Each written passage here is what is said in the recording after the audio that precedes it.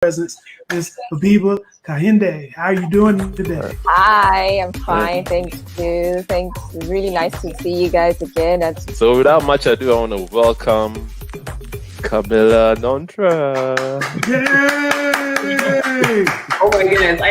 I should come to you every day when I'm feeling when I need Correct. This is Sudan. Wow. Sudan. Believe it or not, Sudan has more pyramids than Egypt. Interesting. Begin to think in a Pan-African way, because they now see that their conditions are not just about that local space, but the condition is linked to all of the other.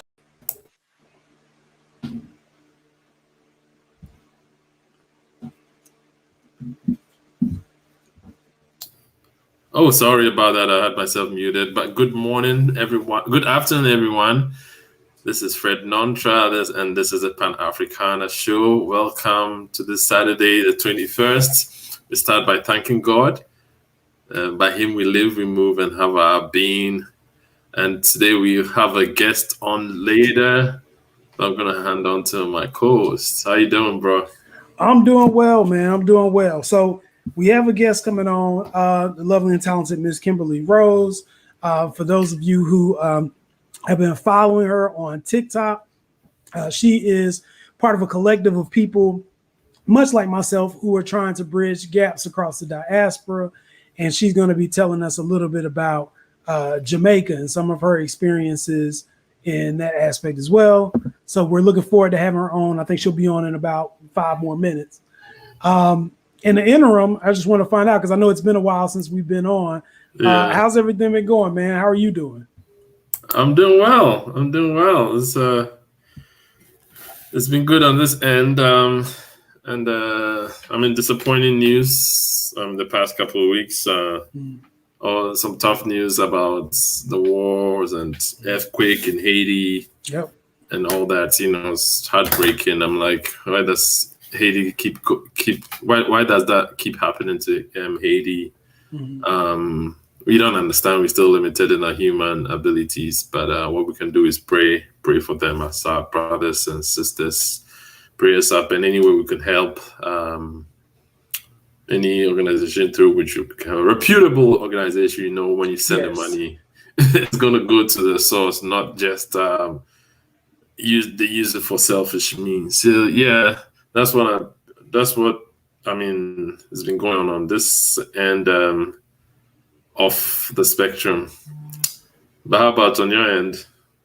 Well, likewise, I think the information about the earthquake in Haiti was devastating for everybody. And I think there is a large push of people who want to help, but we've been so burned in the past about these corporations that take money but don't get it to the people. So I would implore any members of the Haitian community who are watching this, or even Haitian Americans who might know of a more reputable place for us to donate funds to, please let us know, post it, tag us, something like that, so that we can be on top of it and make sure that funds are getting to the people. Also, we have seen kind of the total collapse of Afghanistan. Generates a lot of different thoughts and opinions, but one of the main things that I've seen from that is just how much being involved in other people's affairs can go left. And unfortunately, I exist in a country that is still very much about colonialization and trying to occupy foreign places and impose America's, version of democracy, which isn't very democratic for those of us who are already here. So I just want to be cognizant, and you definitely, say that our thoughts and feelings are with the people of both Haiti and Afghanistan, even though, I know a lot of that stuff got caused by America, and we've stirred up a hornet's nest. Otherwise, man, I think as far as, regular everyday life, we're all in back to school mode. People are still dealing with a pandemic, and there are folks who apparently still don't believe in masks, and governors who are still trying to operate maskless and contracting COVID and wondering why. And we also have kids who are now being ushered back into the school building despite the fact that they're largely not vaccinated if they're under 12. So there's a lot of concerns on all fronts about kind of where we're moving in the direction as a world, and what we're going to do, hopefully to be able to protect ourselves from the disease, from stupidity, from just from, sometimes the government not acting in your best interest. So, yeah, that's pretty much been what's been going on, man. That and the R. Kelly trial. And yeah, I saw that too. Yeah, and also I see, of course, there's still a lot of mistrust of the system as far as the vaccines are concerned and all that, and absolutely. Well, and it's understandable, but if you look at what's going on now, I just saw some stats from the hospitalization in San Diego, just here in San Diego, out of about 561 people, 556 of them non-vaccinated, hospitalized, and only five were vaccinated. So of course, nothing is 100%, but you see, on the long scale, our bodies are better able, according to the science, are better able to fight off the virus when we are vaccinated. Absolutely. And God gave. Some people say, God also gave us wisdom. God is not only the power, but it's also the wisdom of God. So God gave us wisdom to use science, and science is a blessing from God. Okay, because I hear that argument all the time, and I saw a video about some guy who listened to friends and social media who got hospitalized and did not get vaccinated and got hospitalized, but his wife got vaccinated. She also got hospitalized, but she shook it off in a couple of days, and he was still hospitalized, and he was asked whether he'd given a second chance, whether he would take it. So obviously he was going to take it, and he's from a different, I think he's from close to where you were from, somewhere in the Appalachia. So you know how that goes. Yeah. Well, I just want to, we're still trying to fight to get people to get the vaccine as it stands right now. But we've also got information that there's booster shots that are coming to protect you against Delta and Lambda variants of COVID. And they've already, at least for my job, started sending out the announcements for people who qualify. So if you've got some sort of severe disability, then you've already gotten pushed to the front of the line for when that booster becomes available. I think it's October, to be able to go ahead and get the shot. But I just want to encourage everybody. I mean, I understand. I'm the first person to acknowledge that, particularly here in the United States, the government and their medicine hasn't always been friendly to every community across the board. I get that. But at the same time, what I do want to also help you all understand is the vaccine in and of itself, developed by Black women, right? And it's something that, right now we're seeing just on the numbers alone is having a tremendous impact in protecting people. So, if you don't want to do it, of course, I can't come to your house and twist your arm and make you do it. Yeah. But listen to the stories of these people in the hospital who didn't get it done and how bad it gets. And I'd much rather you take a 2-second shot than have to be on a ventilator for 2 weeks trying to deal with it and hopefully being successful at dealing with it. So, we just want to make sure we get that information out to the community. I also know that different places have operated in their COVID response differently across the world. And, I kudos to the prime minister in New Zealand who one case and she shut the country down. That's it. Like, that is smart to me to prevent the spread, just, shut it down. But everybody else has business as usual that they have to take care of. So be safe, whatever you do, however you choose to navigate the space, make sure your kids are safe. And lastly, if you aren't feeling well, perfectly good reason to stay home. I don't care if it's COVID-19 or not. If you're not feeling well, stay home, take care of yourself, heal yourself back up to where you're supposed to be, and we'll get there. So exactly. Yeah.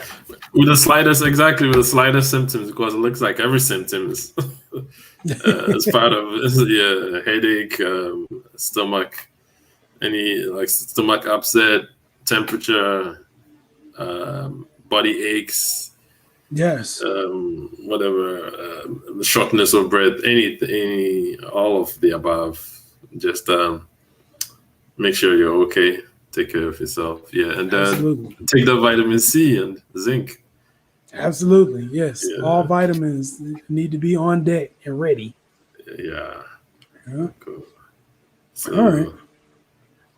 So today the plan is we want to get views and opinions of kind of the Jamaican family, and specifically what I'm looking for is kind of the backstory of what is life like in Jamaica, ultimately what differences happen when someone gets to another country, be it England, be it the United States, whatever, and kind of what issues that we see when we present West Indian culture in comparison to African American culture or African culture abroad.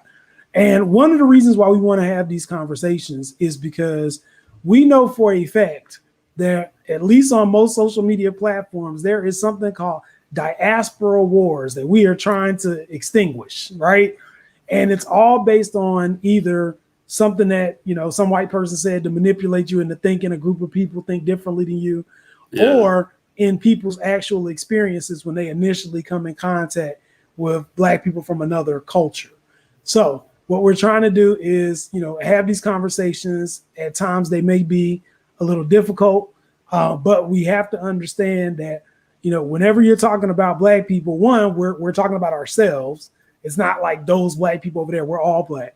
And the second thing we need to understand is that one person should not be the representative of a group of people that number in the millions, or in the case of people in continental Africa, billions, right? Like it shouldn't be that one person can't speak for a billion people, right?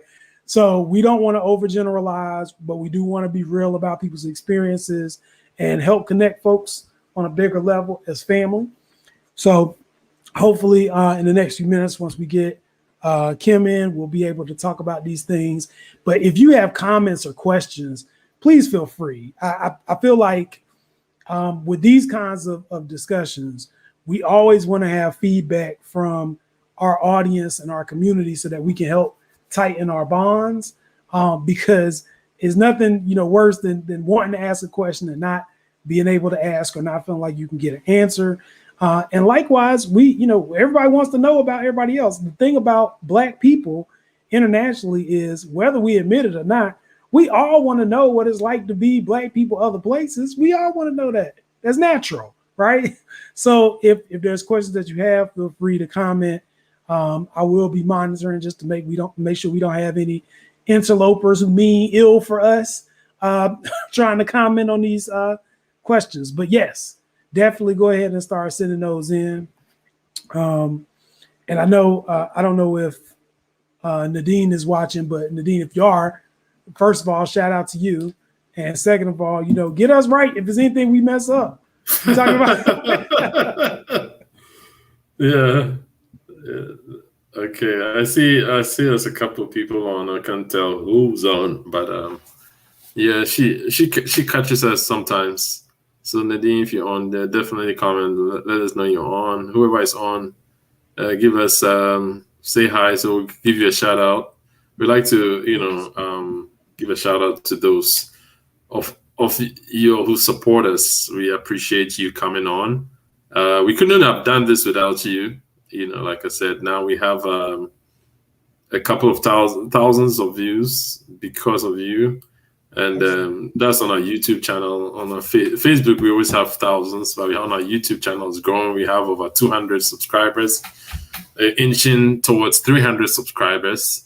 So if you haven't done so already, if you watch us on Facebook and you haven't subscribed to our channel on YouTube, please do so. Hit the subscribe button, comment, like the videos, and share. Once you do that, it helps us. It helps our message go out. And also, it tells the algorithm, it communicates to the algorithm saying, oh, people are interested in the videos, so they're going to show it to more viewers.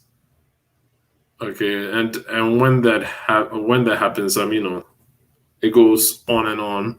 You share, and so that's what's happened to our best videos, which are our best videos almost about 3,000 for my sister from Panama. Yes, sister Lisette. Yeah, that's our best video. Yeah, it's neck and neck with our sister who lives in Ghana right now. Why am I drawing a blank? Ivy. No, okay, Ivy is number 3, but a sister who went to school with you. Oh, forgive me if you're watching. Oh, Juanita. Yeah, Juanita. Sorry, Juanita. Please forgive me. Yeah, because they share the videos and just kept sharing it, and once it gets shared over and over, the algorithm picks that up and presents it to more people. Okay, so that's how come sometimes you watch a particular video, they look at similar videos, you see a similar video is suggested to you, and I see that suggested views actually are on the rise. And also, if you do us a favor and you watch on YouTube, watch at least 50%. If you can watch the whole thing, at least 50% of the video also helps to show that people like our content. Absolutely. All right. Still waiting on Miss Rose. I think we check and make sure I haven't gotten a message. The beauty of our show, people, is that even though we're doing this live, there's people who are that we're getting in touch with who are spread all over the world. So sometimes we have issues with like technology. Sometimes we have issues with time differentials, all that stuff. So we try to do the best we can to get everybody kind of on the same plane. But sometimes there are unexpected, there are unknown unknowns that we sometimes run into. So anyways, we're going to see if she can get in. Let's see, let me just shoot her a message. Yeah, sure. So, so as we wait, please tell us where you're watching from, what part of the world you're watching from on YouTube. And I don't know whether we still have Periscope working. I know that it was going to switch to Twitter video. And if you're watching there, if you're watching on YouTube, Facebook, or Periscope or Twitter video, please tell us where you're viewing from so we can also give you a shout out. Yes. I just got rid of my Periscope. Oh, you got rid of it? I got rid of it. I never was popular on Periscope. Oh, really? Yep. Okay. She just says it's logging her in. It's logging her in. Okay. I don't see it yet, but I should see it shortly. And I'll let her in as I see it. But like Jesse rightfully told you, Kimberly Rose is of Jamaican descent, and she's on TikTok. She has a lot of videos, and we're gonna share her Twitter. I said Twitter. Her TikTok, IG handle on here before we get off. You can, network with her, and we keep showing this. We keep multiplying the love, and we keep spreading it, and get to know each other better. That's how I got to know Jessie, through social media, and we've been brothers ever since. Okay, she's on. There we go. Yay! All right, so we gotta do the introduction again. We got to bring you in, right? All right. Okay. So I'm sorry, I'm on a different time zone. I was trying to get dressed, take a shower, do my makeup. Stop! Okay, I'll mute her for a second. You are good. You are good. Well, we already are rolling live, so I just wanted to formally introduce Miss Kimberly Rose. She's going to be here. She's going to tell us a little bit about her experience as a Jamaican, her experience with interacting with people all around the world. And, you know, just what we're trying to do. I've told everybody already that we're trying to build these bridges across the diaspora and get rid of all of the infighting in the diaspora wars. But we want to hear from you directly. So without further ado, let's welcome Kimberly Rose.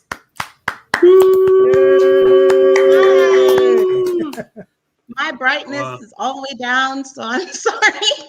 It's all good. It's all good. So Kimberly, are you ready to go? I was just telling my daughter to bring me something because she ate. She don't listen. She's been doing homework for 4 days. Come. Thanks. Where's your homework? And pencil. You better find it. Go find it. Okay. Well, I want to start off first by just asking a little bit. Just tell our audience where are you from?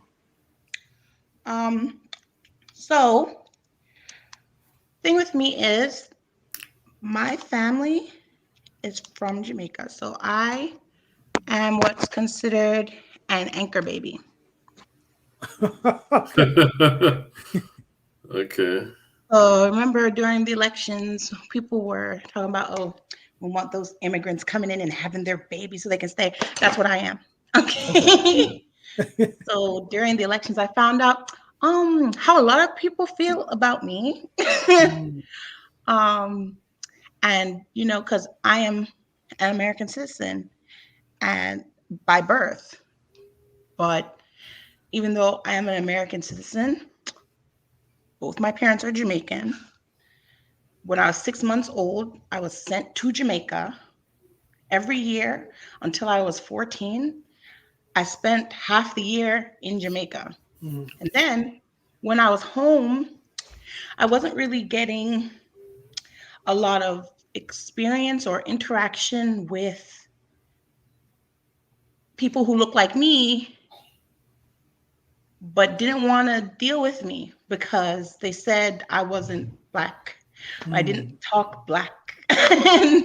and so I felt alone for like the first few years of my life because, you know, when you're little, you want to fit in. You want to, especially with people who look like you. And so it hurt. But it's like, you know, as I'm older, I understand I couldn't really blame them because, you know, children are kids and kids can be a little mean.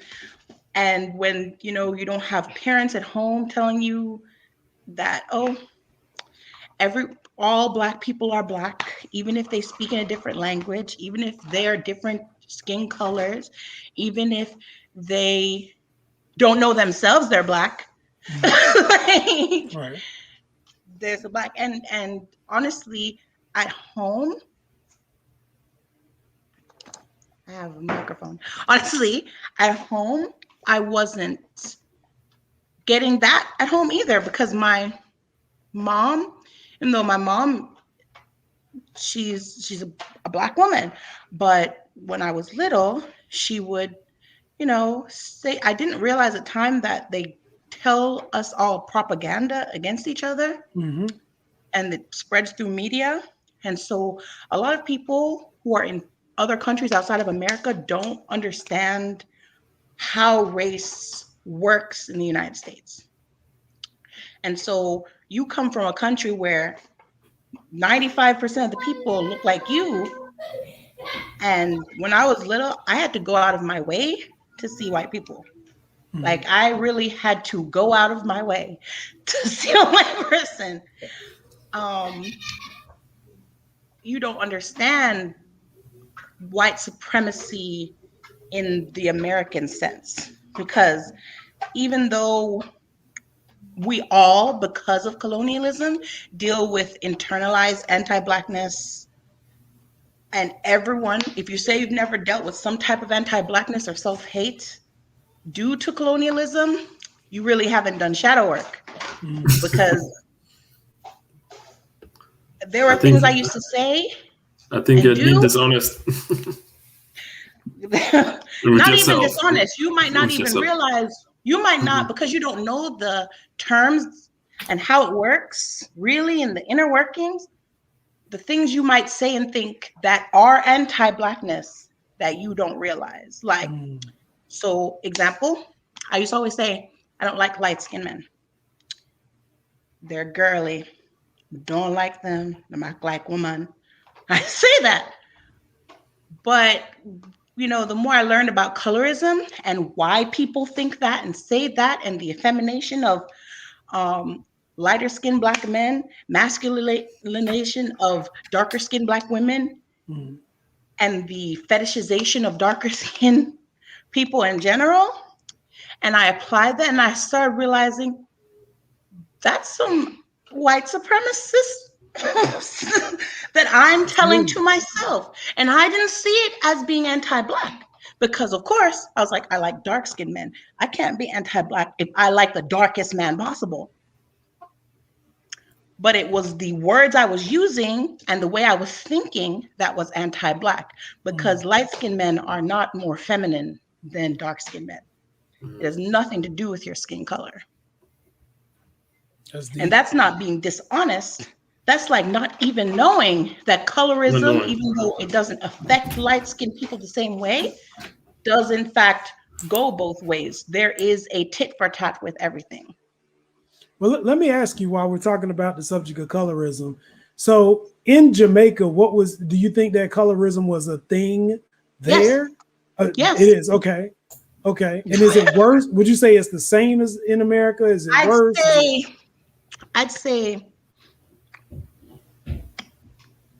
in the Western world, and actually a lot of the world, there is a huge colorism and caste system based on color that people don't acknowledge affects all of us internally, especially in places like China, India, Africa, and the Caribbean.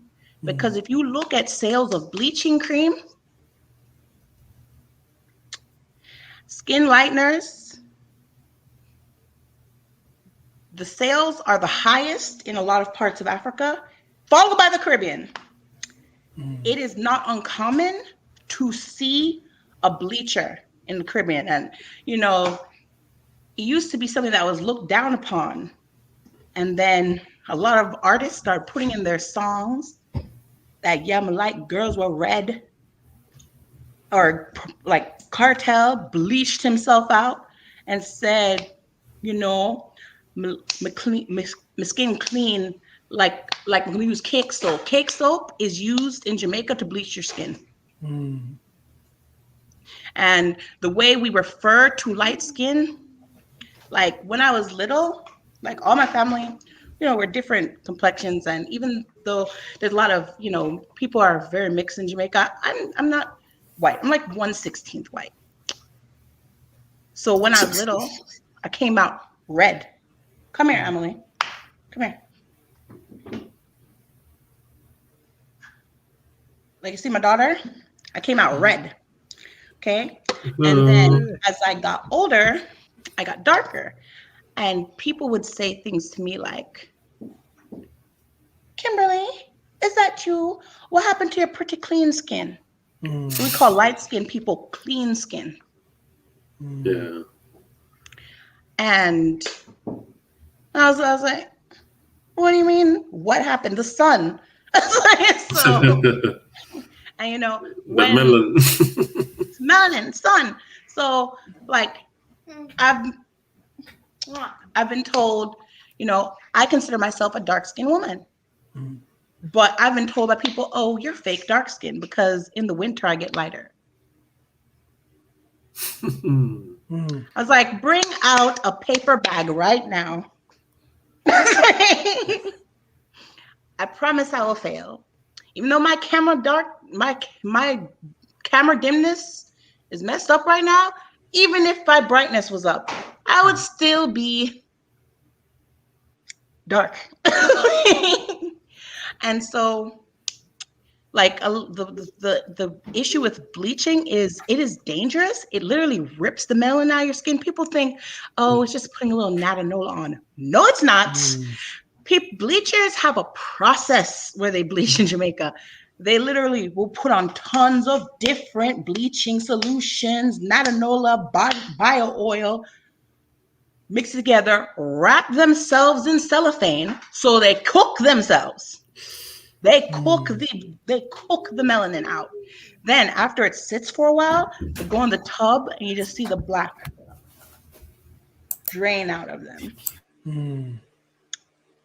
And so you see the blackness drain out of them. Then they have to lather themselves up with sunblock, because if you bleach and then go into the sun, and Jamaica sometimes feel like it has two suns, so now you're sensitive. And when you go into the sun after you bleach, you will become twice as dark as you were before.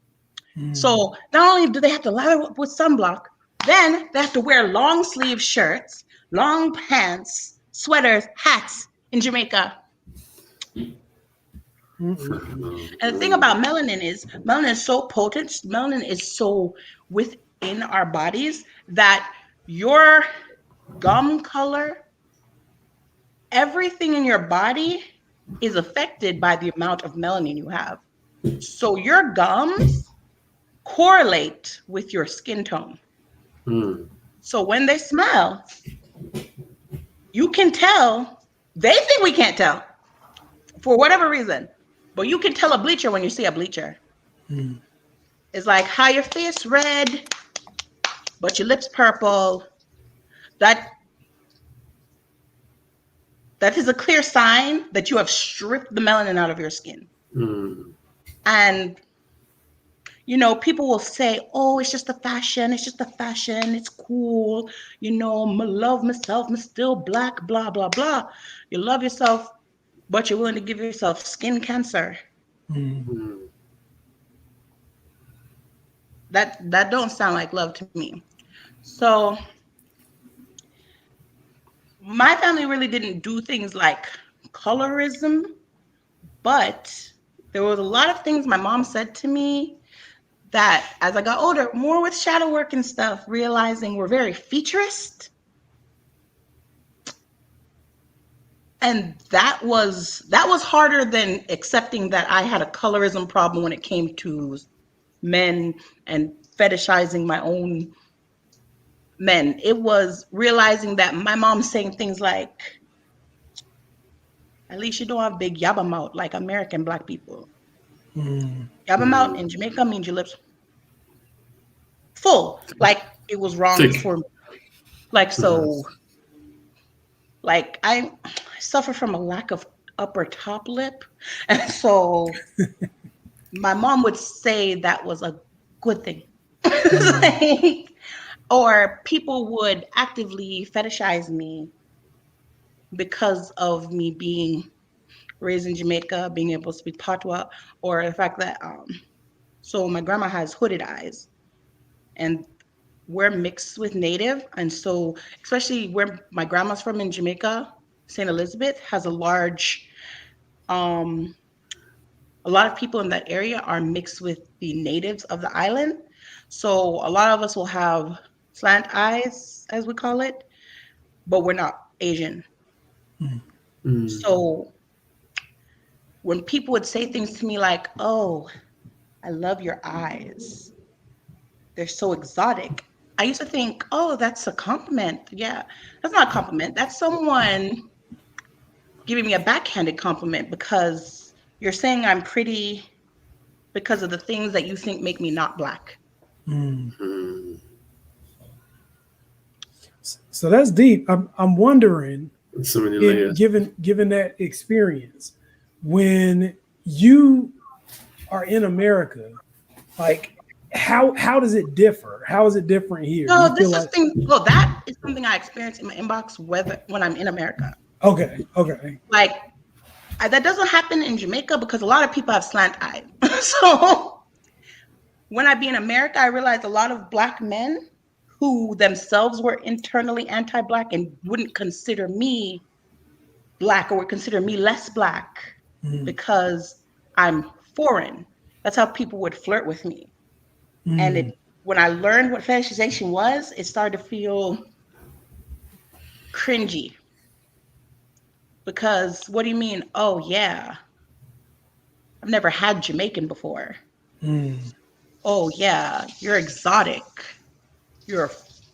I like me a foreign. I'm like, my good man, am I a car? Do you think I'm a beef patty? What is like? What do you mean you've never had Jamaican? I'm not. Do you have an order list? Is this a restaurant?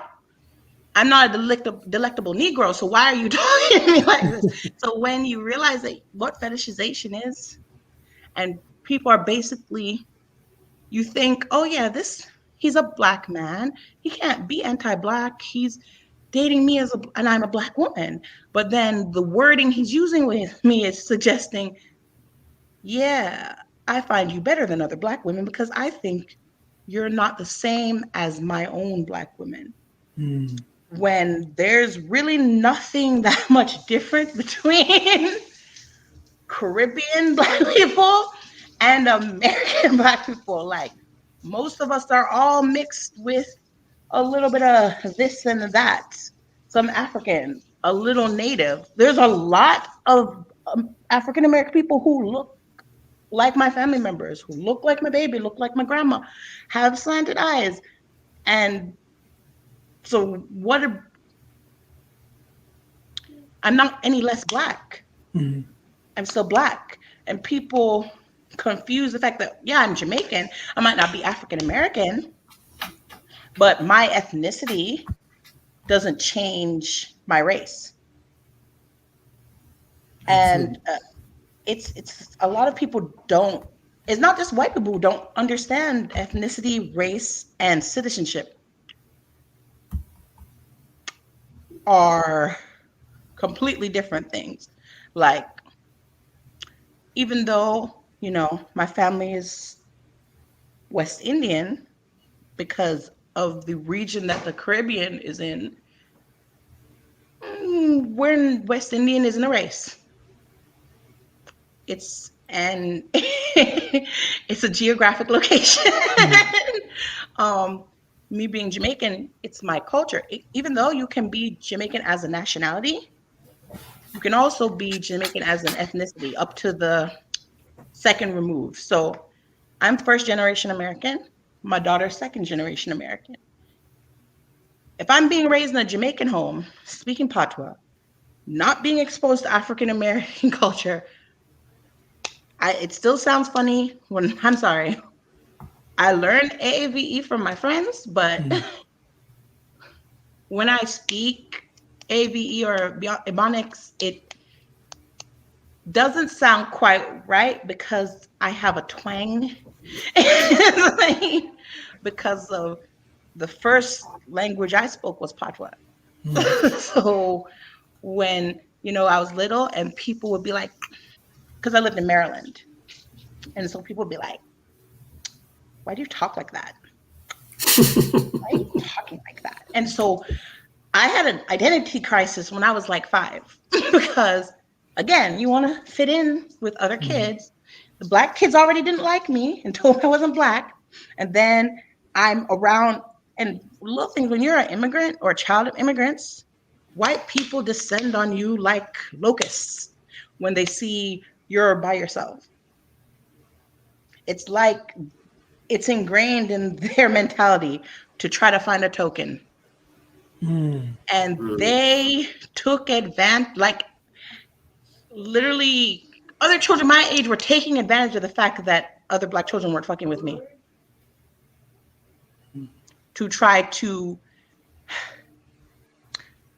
I think they wanted me to be their token Caribbean black friend. I really think that's what they were trying to groom me into, because they would say microaggressive things to me that I didn't know were microaggressions. And in Jamaica, white people don't not bold like American white people.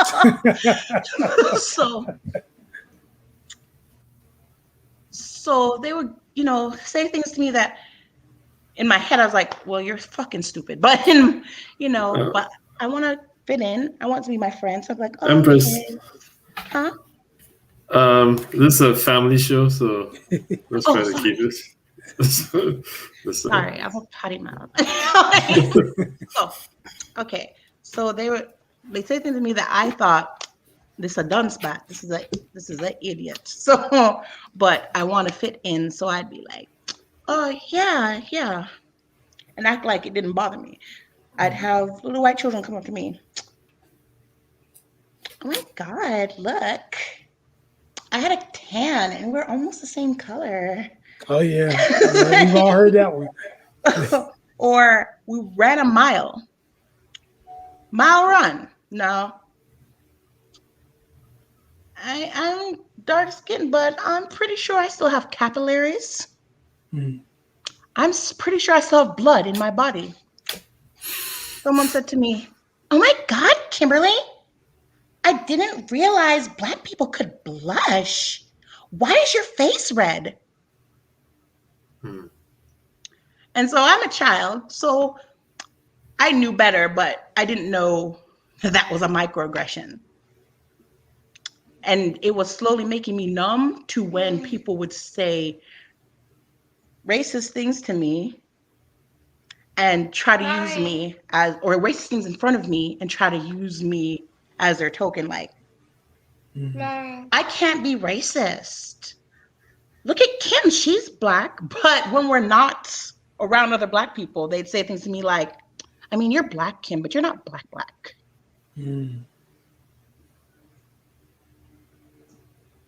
Or, Kim, you're not Black, you're Jamaican. Divide and conquer. And these are children. These are children. This is an adult doing this. Is a child my age. What? What you want? Aren't you supposed to be doing your homework? Oh, go do your homework.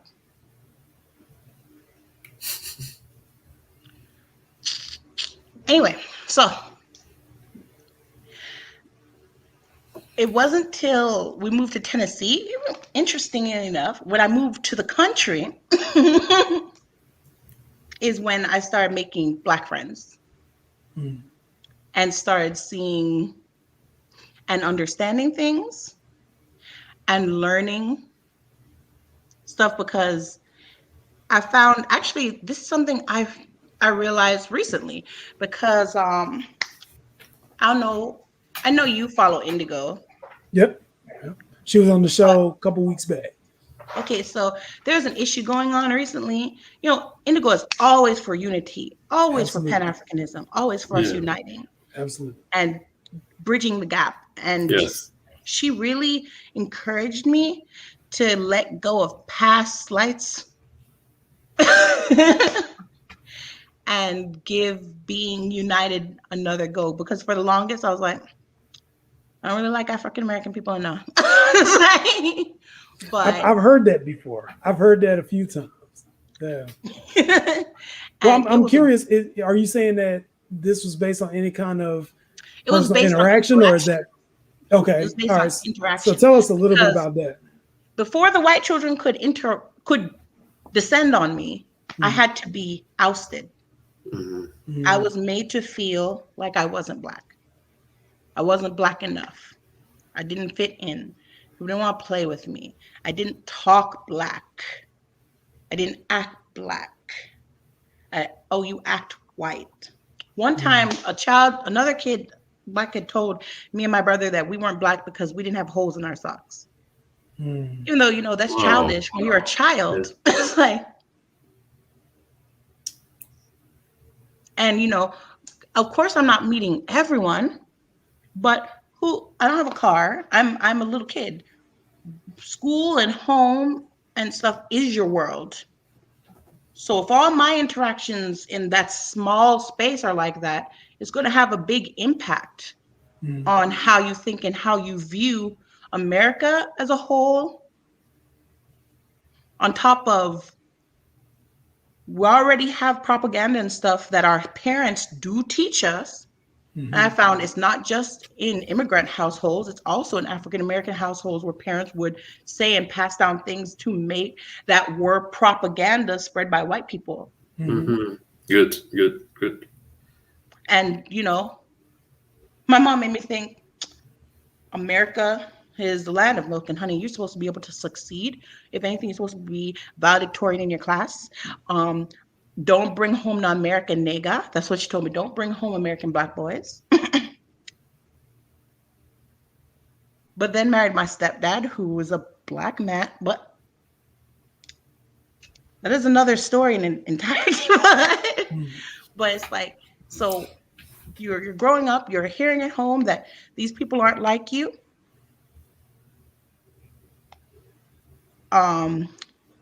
They have all the opportunity in the world and don't utilize it. America is a place where you can just succeed. It doesn't matter what you look like, because we don't know that we're not from this country. Like, I'm first generation American. My mom is from Jamaica. My father's from Jamaica. My grandparents are from Jamaica. My great grandparents are from Jamaica. Well, except for my granddad's parents. My granddad's parents, one is from Cuba and one is from Haiti. And no one has explained how that exactly happened. But, you know, so it's generations of all my family is doctors, lawyers, nurses, engineers. And my family wasn't rich. Found out later in life that we were better off than they let me believe. But it started off in a 1-bedroom house with 12 children. Whoa. And all 12 children became nurses, doctors, lawyers, engineers. So, and in Jamaica, where we don't have racism, we have classism. So a lot of people in Jamaica, if you're born poor, you will die poor. And, you know, my family's coming from the mindset of we were poor and look how all of us good, we have education. So education was very big in my family. Absolutely. Not going to college wasn't an option. Everyone did. Not graduating, you're a waster. So there's a lot of elitist mentality going on there. So you're already being taught at home that you're not the same. You go to school and you're not the same. Other children who look like you are telling you you're not the same. So you feel shunned. But you're a child. And no one's telling you different. And you're not seeing different. So of course you're going to start to think, I'm not the same. And because, you know, when I moved to Tennessee and started hanging around more Black people and started realizing that, because I've always been very, very smart. And it was very easy for me to pick up on things. So I would defend other Caribbean children and try to explain that, you know, they just don't understand. You don't understand what it's like in the Caribbean and what our parents tell us and what Caribbean people think of when they think of America. You think of America as, I mean, look at TV. Like, even though a lot of American people don't know America outside of America, there's a lot of a tunnel vision. You have to look at the outside world who isn't in America and what media portrays America to be. Yep. Because a lot of people would say things to me that were very disrespectful, but I realized it's because America puts out a view of the outside world and the outside world has its own view of America. So in America, I was offended when people would say, you guys have houses? Do you live in a beach, on a beach? Do you have internet? Do you have TV? Do you have phones? To me, that was offensive because what? But I have to also realize, outside of America, you're thinking all Americans have money. Them have money, them rich. I know you got to Tennessee and was like, what just happened? Yeah, I went from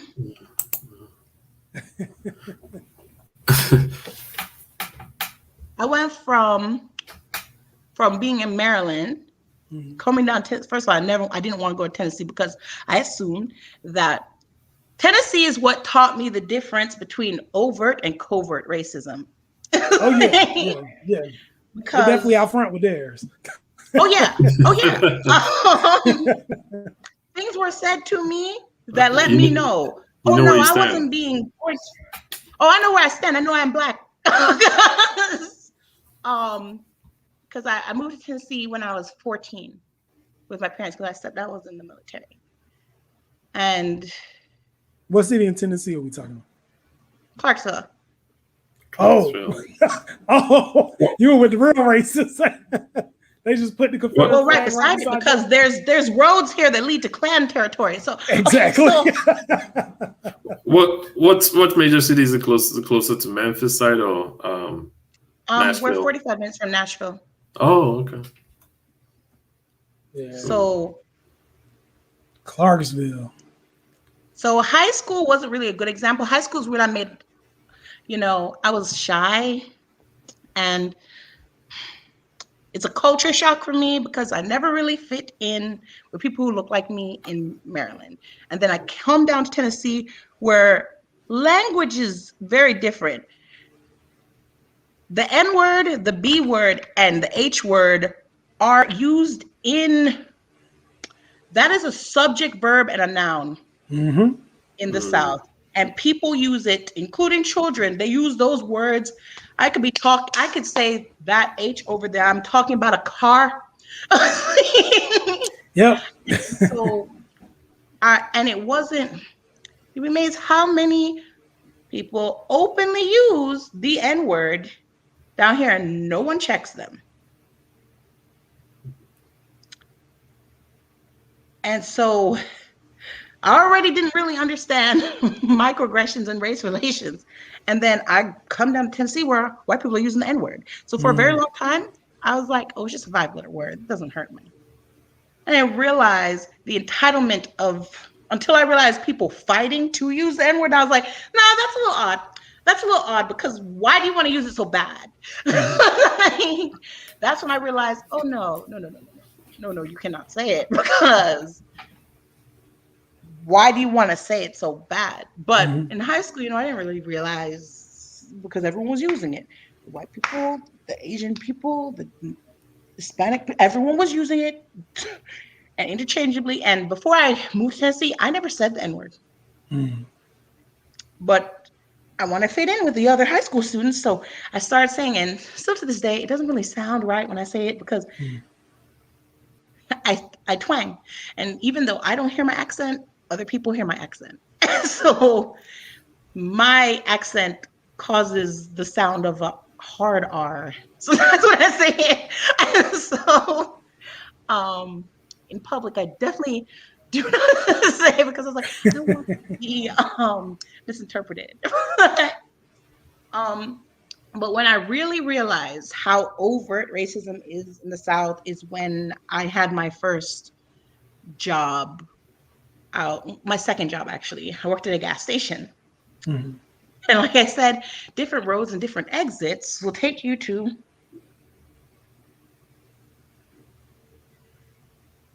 Klan territory. Yeah, you can say Clansville. That's fine. We know it's Tennessee. Yeah. There were situations that really showed me what race was all about. Because people would do or say something to me and people would act like I'm not supposed to be offended. But even somebody who doesn't understand race relations would be offended by what people were saying to me. Someone came into my job and was like, "You're pretty for a colored girl." Not only was I, but my boss, who was a white woman, was standing beside me. And she just smiled and laughed. It's like, that's so sweet. It's like, oh, so I'm colored today. Did the person get a black eye? The person didn't get a black eye, did they? No, they didn't get a black card. Well, they, black eye. kind of hung around my job till later. I actually had to call somebody. I was like, I need somebody to pick me up. Come meet me in my car because I feel like this trucker is going to kidnap me. So there's a time I was walking home and there was a white man trailing me in his car and telling me, "You're just the prettiest colored girl I ever seen. You're the prettiest colored girl. I'd take you anywhere. Where are you trying to go?" I was like, "I'm okay, sir. I'm okay." He's like, all right, you sure? You just the prettiest color girl I ever seen. I was like, so I quickly to the closest gas station and stayed there. And then the worst part about it is a lot of places in Tennessee don't have street lights. So when I had to emerge from the store because they were closing, I was really scared walking the rest of the way home because I was like, oh, he's going to get me. He's going to get me. Mhm. He's going to get me and play out race play at his house. I was like, so that's what that was really when I realized the difference between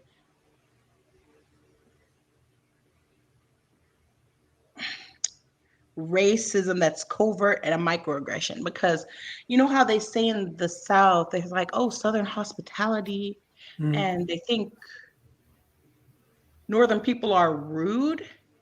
It's not really in what's said. Well, it's not really in how things are said or tone. It's what people are saying that you don't realize what they're saying because Northern people have mastered the microaggression. So it's equally as racist in the North to the South. You're just more likely to be called a N-word hard R in the South than in the North because people tend to be more politically correct because they don't know who will be watching. But you'll come here. Right. And I'll say this too. Yeah, I'll say also, you know, in the South, we have a rich history of out front overt racism. Like nobody has ever frowned upon it. It's people still fly their Confederate flags. What has happened in the South, I think, is areas of like concentrated African American and Black American populations have grown. They've integrated with each other. Well, we've grown, and I think if you're in a place where you've got concentrated Black people, then the racists tend not to go to those areas because those people, I think, are a lot more vigilant about what you're going to respect and what you're going to say. But if you leave that area, when you leave your concentrated Black area and you go out into the rest of the state, you're going to certainly run into it. And if you're by yourself, they're going to make sure that you know what's going on. We still have things like sundown towns and all that stuff. Like it's real. It's real. Actually, you know what? You're very right because even though Clarksville is close to a lot of areas that are let's get in. Is it okay we get into the comment? Oh, yeah. Mike had a comment for a while. I'm sorry. Yeah, I was waiting for you. It says the fact of racism is indicative of how unintelligent a man can be. This is because your skin color doesn't make you more or less human. Your skin color can't be felt, and so you should never be used as a yardstick of determining your social class. The difference in our skin color is illustrative of the uniqueness of God's creativity. Can you imagine how boring and dull the world would be if we're all white or black? Yeah. Mike, I can tell you are not in America, my friend. It's a huge difference here. Skin color is really big here, man. It's a huge difference. Yeah, go ahead. Go ahead. So that'd be great if white people hadn't made racism. Exactly. Exactly. That would be a wonderful, awesome way to think. I agree. The world would be dull if white people hadn't made races and racism. So, the light is better over here. Yeah, I like it. Yeah. Okay, let's do this instead. All right, because I like to stand up. It's easier for me to talk. Okay, so when the Catholic Church and the European crown, the royalty in Europe decided to go on their voyage of manifest destiny,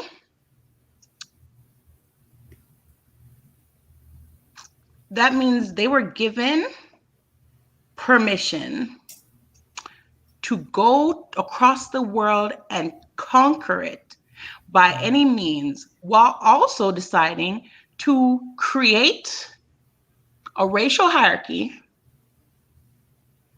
and a system to uphold it.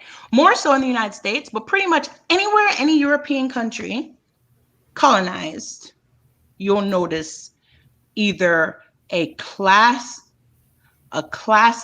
caste system, or racism. Mm-hmm. Anywhere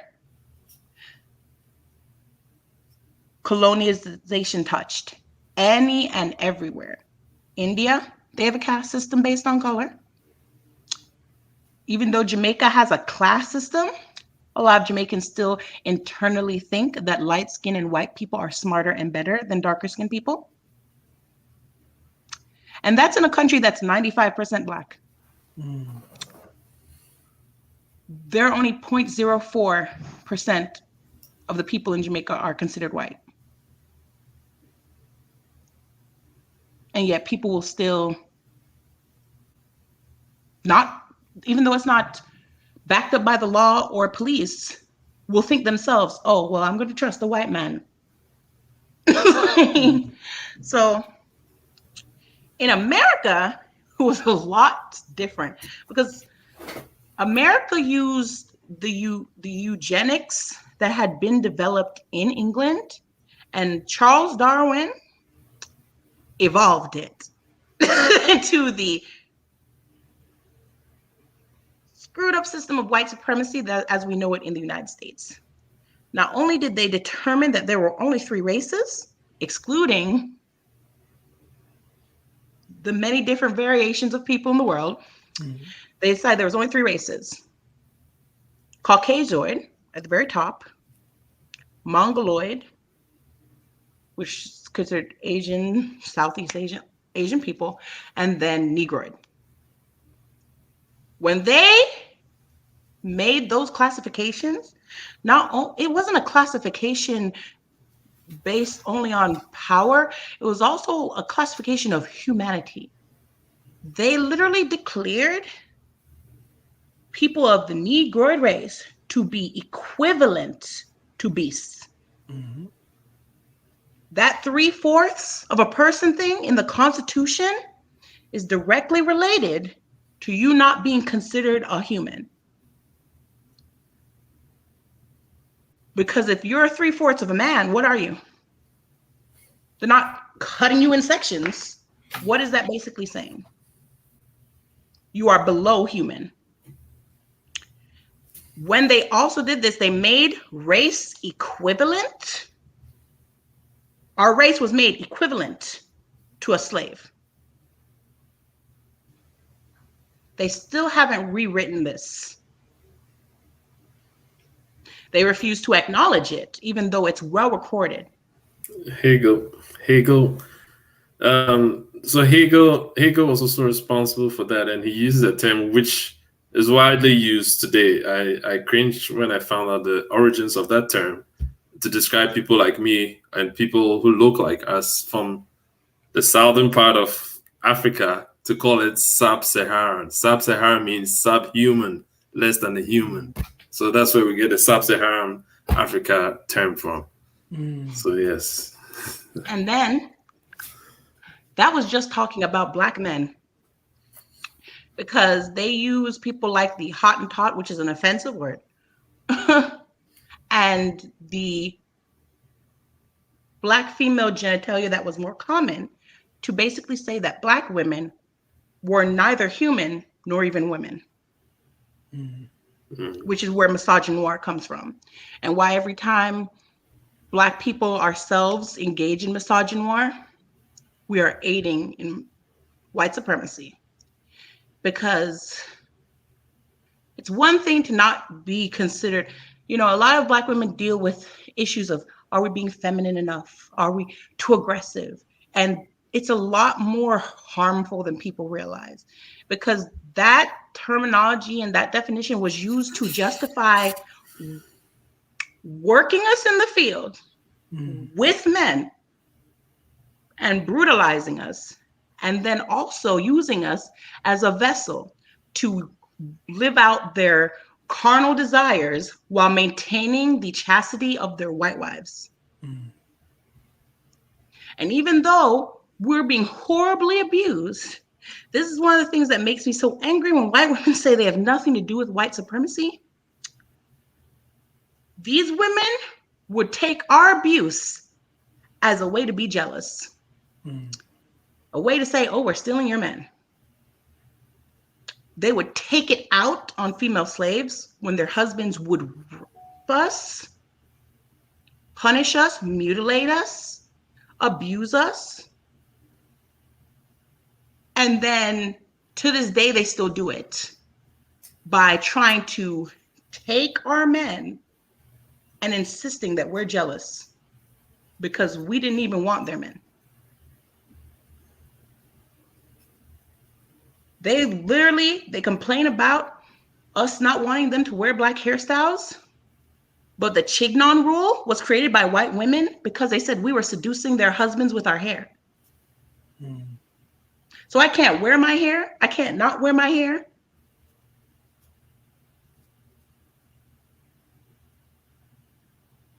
But, because you don't want to know or acknowledge your history and the horrible things that your ancestors took part in, it's just hair. You can't gatekeep hair. It's just a hairstyle. Yeah, it's levels to that privilege, for sure. Yeah. So,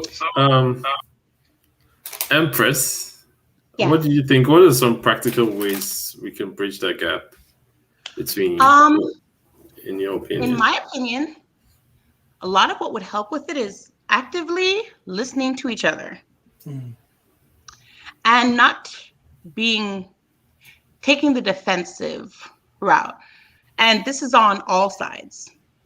We're all people who are proud, who have been through things. We have all experienced slavery.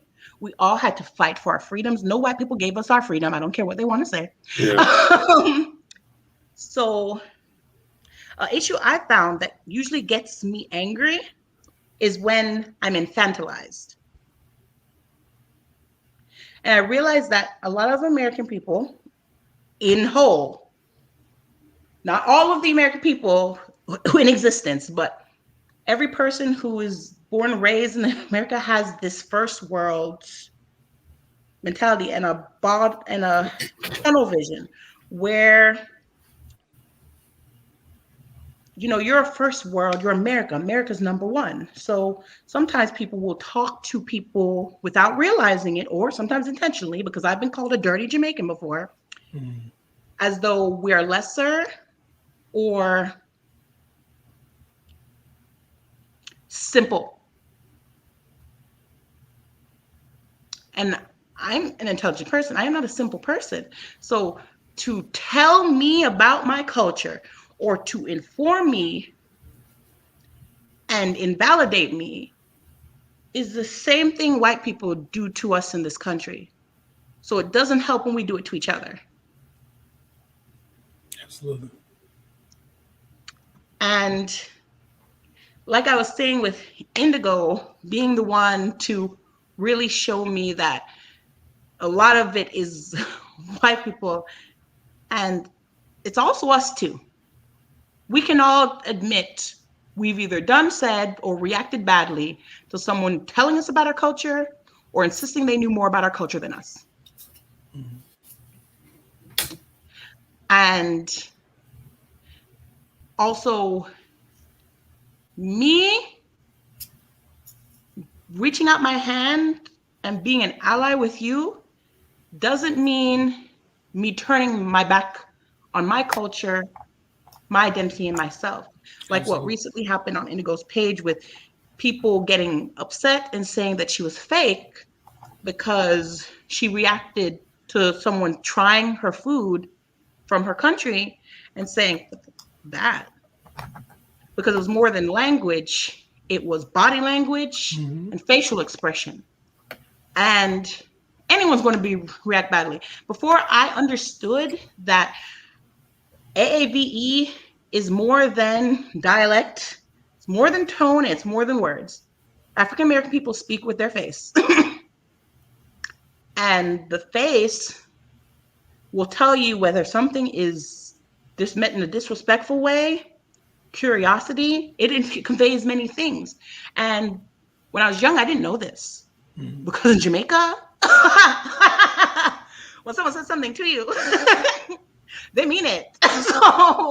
So I would take things that I took as rude, the tone rude, and I would take things literally, and I would get mad.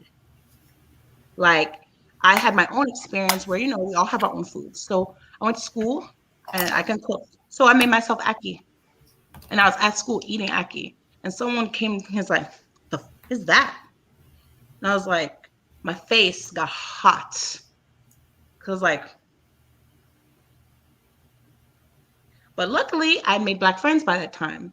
And I think they could tell by my facial expression the minute I got cussed out, because they jumped in and they're like, girl, Kim's Jamaican. They eat that curry and that rice. This is Jamaican food. It's ackee. And she was like, oh, okay, girl. Well, next time you cook, can you make me some Jamaican food? And that's when I started to learn that there's many layers to how all of us talk. Just like the issue with the girl dancing, and when South African people dance, they use their facial expression. Even though doing something like this, they thought that she was actually smelling herself. That doesn't mean the same in South Africa. And even in Jamaica, if we're about to dance, we make up our face. We're like, because I'm about to. So listening instead of being defensive will really help. Absolutely. In my opinion. Yes, I think that's helpful. And I think I've also, I'm kind of an older person on TikTok, so I feel like what I say usually goes in some people's ear and not the other. But I think what I've been really moved by is the fact that we have so many people who are trying to bring everybody together. And when you run into folks who are trying to separate us, there's no science behind it. There's no studies behind it. There's nothing. It's usually somebody who had their feelings hurt by somebody of another culture when they were young, and now they're taking it out on everybody who is attached to that culture. I know I had a good friend of mine on TikTok who, at least I thought was a good friend, out of London. And next thing I know, I see, she's doing videos where she's saying all Black people have problems, all Black people are racist. I'm like, we've been cool for a year. How you gonna do this? Yeah, we were friends. Me. So it's just one of those things where you're like, wow. And then to see the people who comment on it. First off, I don't believe anybody who comments without having a picture. They're not worth your time, because it's probably a white person. I tagged you in an issue I was having today. I was like, I had to stop myself because they were trying to get me to say negative things about African American. I was like, let me tag some of my friends, because I think this is that digital blackface I heard of. Yeah. I think that's what they do. And then the other thing is, like, I think we have a big issue globally when it comes to like sellouts.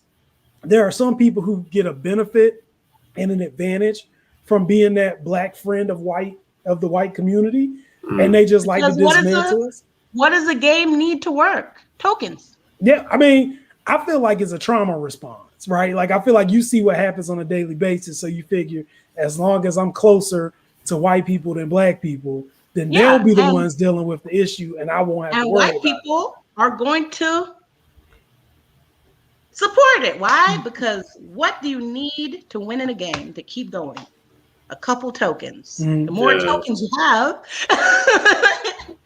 the further you get. Absolutely. Yeah. And the last thing I'll say is, I think, I always try to look at things from a global perspective, and I look at things from the African American perspective. So my critique of the African American community is that I do think sometimes we are myopic, and I don't think that it's intentional. I think we look at it as we've been removed from Africa for so long that a lot of people feel like there's been a deterioration or disconnection. And now that we're, getting scientific resources to be able to discover our roots and all this stuff, people feel like, hey, I'm back, right? And they want to make a statement, hey, I'm back, accept me. And what happens is, we don't take into account that these are communities of people who have, one, been dealing with colonialization themselves, And number two, nobody was waiting for you, right? Like it's not like it's like this is for you to figure out. Right. So it's like, welcome. We're not being disrespectful. Welcome back.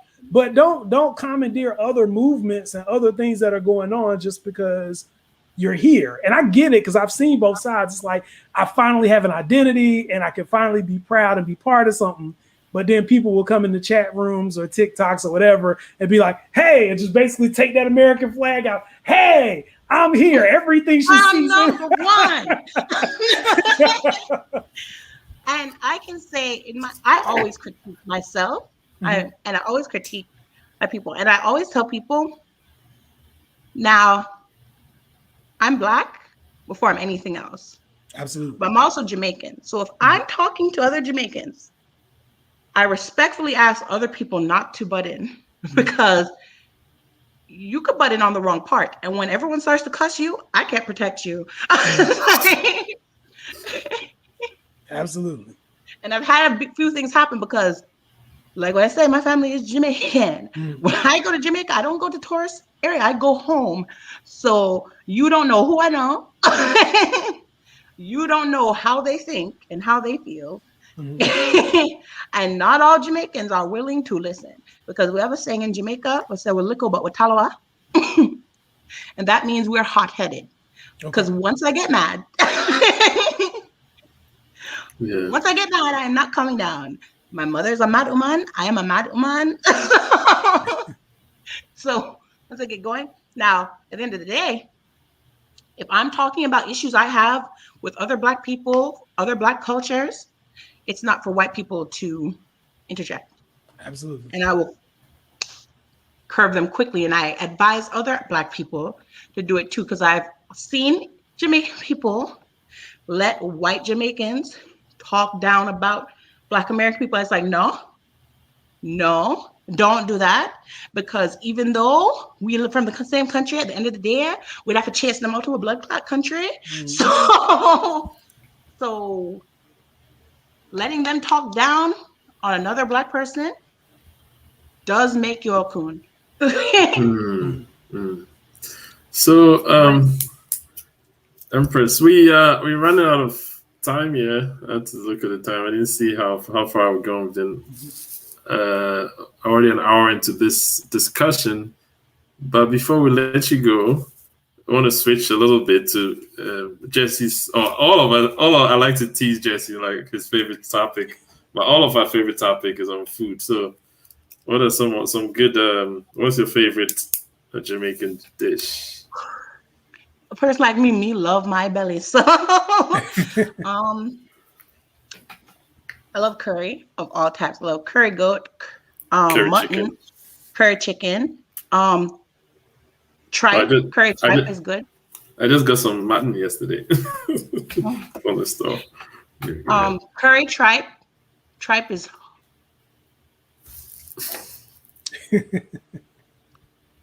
so good. But we eat fried fish. Bami is a cassava bread that we carried it. A lot of Caribbean people actually eat cassava bread. In Puerto Rico, it's called yuca. Yuca, yeah. But in Cassava, Jamaica and Trinidad and stuff, we call it bami, and it's what we carried over from our native ancestors. So the Taino, when they intermarried with us after they were enslaved,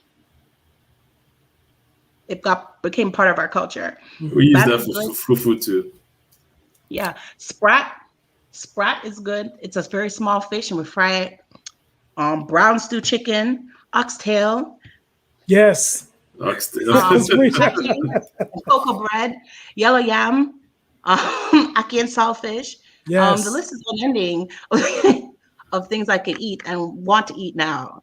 But bami is at the top of the list, huh? Oh yeah, bami is so good.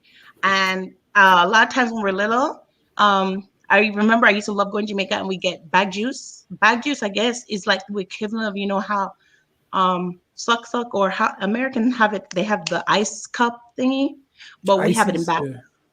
Oh. Yeah, so we call it bag juice or suck. And all cheese flavored treat. All cheese flavored snacks are called cheese tricks. And all cereals are cornflakes. As I remember being little and trying to, because even though I'm Jamaican, I live in America, so I'm like, Mommy, I want some cereal. It's like, cornflakes, which one? It's like, cereal. Which cornflakes? It's like, the fruit one. The Fruit Loops. So yeah. Favorite snack in Jamaica, bun and cheese. But bun has two definitions. Bun can either be a snack or what you receive when you cheat on your girlfriend and she cheats back. That's what. It's like, let's say in Jamaica, it's like, you like bun? My love give bun.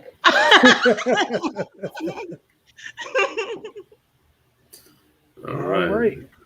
Very cool. I wrote those down. I'm familiar with a lot of Jamaican dishes, but I'm particularly familiar with oxtails. Very familiar.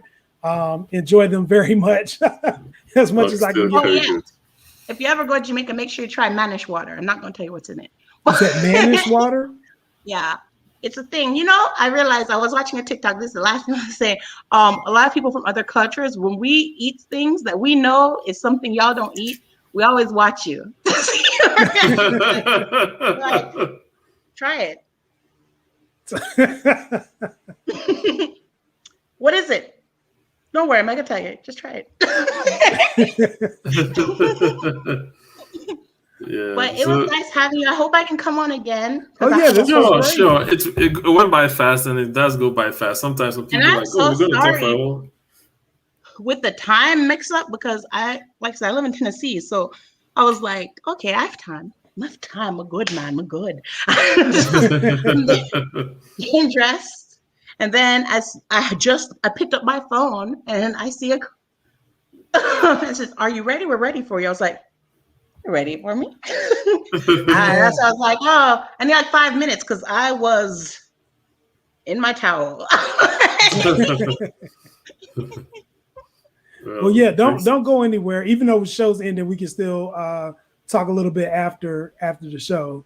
But I do want to provide, if anybody is trying to look out, reach out to get information about Jamaica or about you or about bringing our cultures together, anything like that. What is the best way for people to reach you? You could inbox me on my Instagram. Okay. I think you guys provided it. You can type it in the private chat, and I'll display it. Oh yeah. I'm a published author. Uh-oh. That's what I'm talking about. Yeah. What's the name of the book? The book I was published in is an anthology of writers, and it's called Goddess Talk 2. Goddess Talk. Okay. 2. Goddess Talk 2. Like TOO or TW? Number 2. Oh, number 2. Okay, gotcha. Okay. And my pen name is April Rain. April Rain. My middle name is April. And I was born in April. Oh, okay. My mom wanted to get fancy. But let me write in the private chat. Okay. Well, yeah. And while you're doing that, I just have to we do a weekly disclaimer here. So I'm just going to put the disclaimer out. This is for professional communications only. So if you are watching this show and you see Kimberly and you're like, oh, I'm pulling up. Family friendly chat. So my Instagram name is not family friendly. I see what you're saying. Well, whatever we end up putting up, if you are watching this show, this is not the time to become LeBron James and pull up from half court and think that you're going to shoot shots into Kimberly's DMs or emails or IGs or whatever. This is for professional communication. This is for questions that you may have. This is not for sending any kind of inappropriate pictures or messages. Please don't.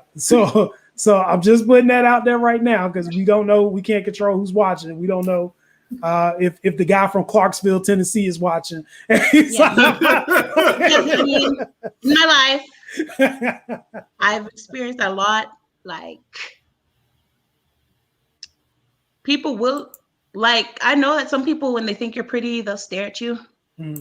But some people do it in an uncomfortable way. I've been harassed in my inbox before, and I just want you all to know from the bottom of my heart, no ill will towards you. But if you come at me in some harassment type of way, I will cuss you out. I am not nice. So it's like I say in Jamaica, minna easy, minna easy.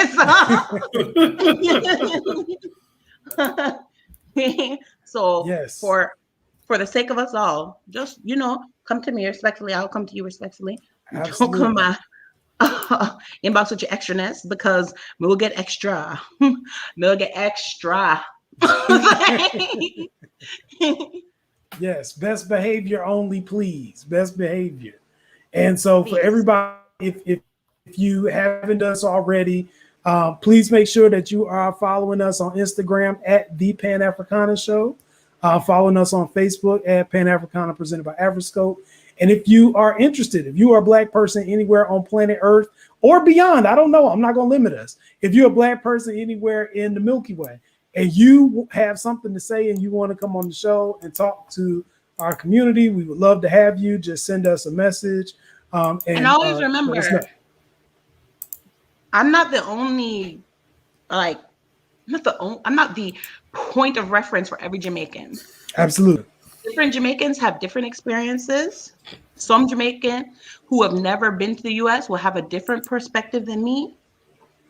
We can all take in each other's perspectives and respect each other. I didn't even realize till I was an adult that my family was well off. Okay. I thought everyone in Jamaica had an additional house in the back and a live-in housekeeper because they had me out washing my panty by hand. So I didn't think we were rich. I didn't think we had money. So that's Kimberly's TikTok, Empress Goodas. And yeah, good as, it's a Jamaican word. It's like, and then Goodas Empress. Yeah, So, both of them. Yeah. Because TikTok try to take your girl out. Bust out a few too many races because I didn't take kindly to be calling a spear chucker. So nor should you. I get it. Yes. They tell somebody they need to eat bullets. So ever since then. Okay. So thanks everyone for joining us. Yes, thank you everybody. Pan Africana Show. And have a good weekend. We'll see you again next week. And we'll definitely find a way to get our Kimberly Empress back on in the future. So bye everyone. Absolutely. Bye. Oh, hold on one second. Oh, Mike hit it with a question. What's your pen name? April Rain. How do you spell April? APRYL. Oh, like my middle name, APRYL. okay. And then Rain, like a queen's reign, REIGN, Rain. Oh, okay. Like this. April Rain. So that's it, Michael. And she'll. Michael's a biggest supporter, yeah. Yes, so he'll definitely. Yes. And he's all the way from Nigeria, joining us. Yeah. Thanks. Our brother. Bye to my brother, because that's where a lot of us came from. Yes. And Ghana. Big up to Ghana.